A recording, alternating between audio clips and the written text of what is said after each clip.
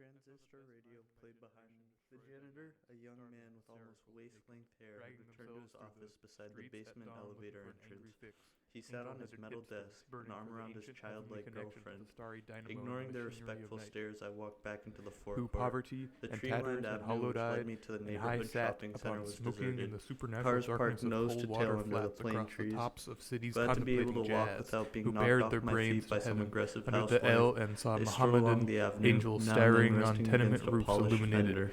Who passed It was through a minute universities before 2 with radiant o'clock, and the cool eyes shopping center was hallucinating empty. Arkansas and Blake Cars light filled the tragedy main among thoroughfare, who were expelled from double-parked in side academic streets while the drivers academies rested for indoors crazy under and the hot publishing sunlight. obscene odes I on crossed the the tiled soul. piazza in the middle of the shopping mall. Coward and I climbed the unshaven staircase to the car underwear. I walked through On the the roof of the Walmart supermarket, and each of the hundreds of overhead panels across filled the who got metallized the air lines of busted the in the windshield cubic reflecting and sunlight. When the aircraft and passed, I who got I raised busted my in their head and As I saw leaned Dr. against the Wolf concrete balcony, I moving became along aware the that cars for and minutes there I was was a hate, wonder. fire, and At the inquest, I had by a seen rare my freak of phone flight on control, no my aircraft were landing taking off from the I watched her walk airport calmly runway. through the The lines traffic of came along cars the and motorway. Now we're Fuck. happy to The confirm. traffic along the motorway was Long stationary shots southward of converged. the Along Western Avenue, the solid cars and airliners sat in their lanes waiting for the lights to change. Tailback carried 3 lines of vehicles up the ramp from flyover. Beyond the tunnel and now southward expected. During my weeks in the hospital, the highway engineers had pushed its huge decks more than half a mile over the south. Looking closely at the silent terrain, I realized that the entire zone, which defined the landscape of my life, was now bounded by a continuous artificial horizon. I don't really know what was Highways, going to happen, airfields, but I had banks, that and one roads joy where access roads and It was so absurd that I was even there, here, being being killed by wind in a stupid town where I artistically living for life. I thought, I am the polar adventure documentary. I am seriously on the windswept frozen to those things, and I don't know why. There's nothing for me here, but I am still here, dumbly walking aimlessly, for stupid railroad bridges in a world that's not meant. Haha. And the feeling of the deadly wind on my face and every crowd was so extreme. Also, another thing happened later.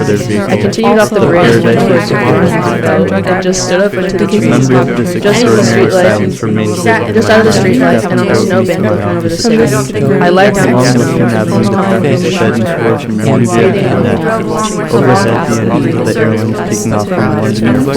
walking back from that. I kept thinking about this acid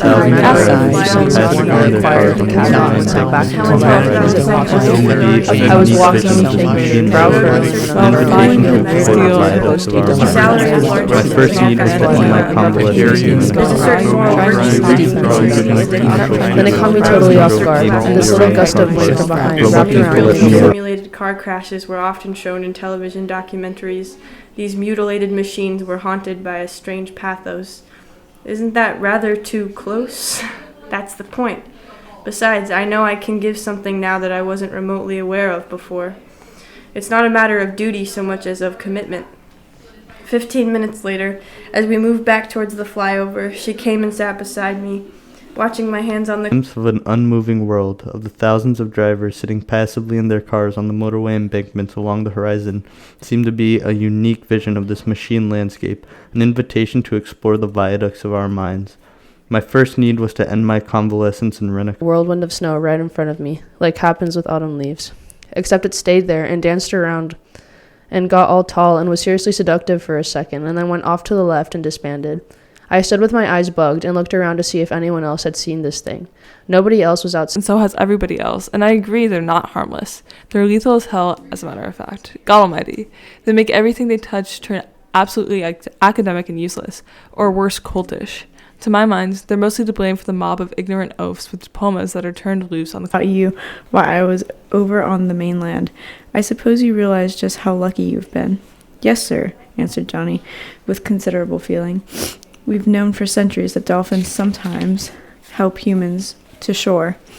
In fact, such... Leroy comes in and tells me Miles Davis was clubbed 12 times last night outside of Birdland by a cop. A lady asks us for a nickel for a terrible disease. Bar to Bellevue, to museums, to Brooklyn Bridge, a lost battalion of platonic conversationalists jumping down the stoops off fire escapes, windowsills off the Empire State, out of the moon. Yakking, screaming, vomiting, whispering facts and memories and anecdotes and eyeball kicks and the shocks of hospitals and jails and wars, whose intellect disgorged in total recall for 7 days and nights with brilliant eyes, meet for the synagogue.